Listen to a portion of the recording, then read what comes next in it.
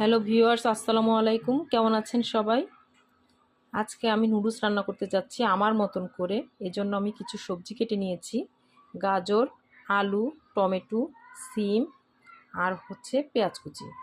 সিম অনেকেই নুডলসের সাথে খেতে চায় না, কিন্তু আপনারা ট্রাই করে দেখবেন, ভালো লাগবে। আর কার কার ভালো লাগলো কমেন্ট করে অবশ্যই জানাবেন। আমি পেনে তেল আগেই বসিয়ে রেখেছিলাম। এখন আমি দিয়ে দিচ্ছি পেঁয়াজ কুচি। আমার পেঁয়াজটা ভাজা হয়ে গেছে। এখন আমি একে একে সবজিগুলো সব দিয়ে দিব।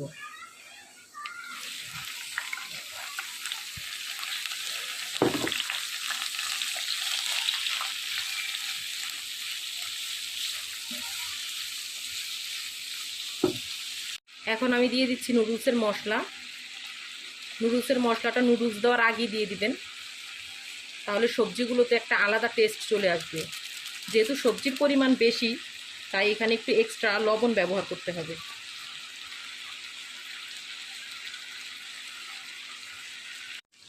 আমার ভাজিটা হয়ে গেছে, দেখেন কত কালারফুল হয়েছে ভাজিটা।